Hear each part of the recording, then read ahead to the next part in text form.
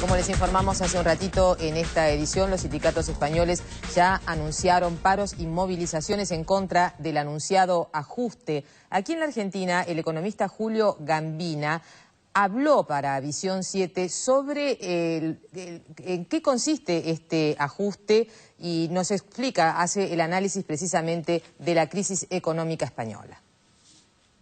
Lo primero es que la crisis continúa. Esta es una crisis que empezó como crisis hipotecaria en Estados Unidos en el 2007, se presentó como financiera en el 2008 con la caída de Lehman Brothers y se ha generalizado, ahora está en territorio europeo.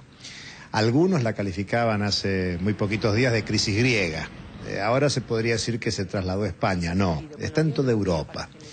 Porque si miran con atención, van a ver que hubo la semana pasada un aporte económico muy importante a Grecia de 110.000 millones de euros, y uno se pone a pensar, ¿esa es para ayudar a la crisis fiscal de Grecia? No, eso es para que Grecia le pague a los bancos que le han prestado a Grecia. Es decir, que en definitiva el problema está en los bancos alemanes y franceses. La banca europea es la que tiene el problema. España también está fuertemente endeudada. ¿Con quién? Con la banca europea y con la banca de los países líderes de Europa. Con lo cual el problema no es de Grecia y de España como potencias marginales de Europa, sino que el problema está en la propia Unión Europea. Y la Unión Europea, convengamos que es uno de los lugares que disputa la conducción del orden mundial con Estados Unidos.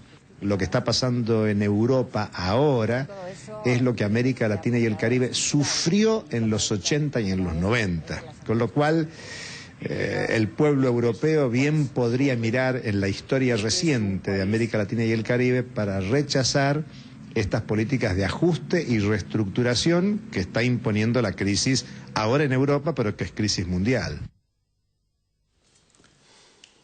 Y justamente por este tema estamos una vez más con Pedro Brigger, y las noticias hoy en España, Pedro, hablaban de quizá una renuncia de Rodríguez Zapatero. ¿Es todavía prematuro esto? Me parece que es prematuro, Juan, tal cual vos lo señalás. Creo que son maniobras políticas, especialmente de la oposición, para ir minando el poder de Zapatero, que obviamente ha quedado bastante golpeado con estas medidas. Julio Gambina planteaba el tema de los bancos. La gran pregunta es de dónde sale el dinero, porque no es que no hay dinero. Obviamente hay dinero y mucho, pero se señala a los bancos como responsables fundamentales de estas crisis y del movimiento de capitales especulativos. Lo señalábamos la semana pasada también con la crisis griega, la libra y el dólar apostando en contra del euro, y algunos grandes financistas también, y sin embargo los capitales especulativos no se los toca. Si bien hubo algún debate que nosotros el año pasado señalábamos sobre la famosa tasa Tobin, un impuesto al movimiento de capitales especulativos, esto no se va a tocar ahora. El segundo elemento que tampoco se va a tocar y que es fundamental es el gasto militar. Europa, España gasta mucho dinero con las tropas que envía a Afganistán. Eso ni siquiera parece debatirse. La gran pregunta para el futuro es si será efectiva la protesta, si funcionará la huelga de general del 2 de junio como plantean los sindicatos.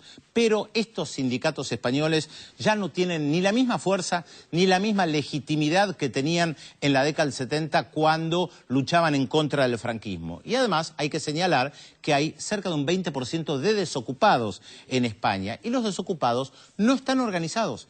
Esto es muy difícil agruparlos para que ellos también participen de protestas, porque además la mayoría de ellos recibe un subsidio de desempleo. Situación extremadamente complicada. Hay que ver si efectivamente los sindicatos le pueden torcer el rumbo a Zapatero. Por ahora me parece bastante difícil.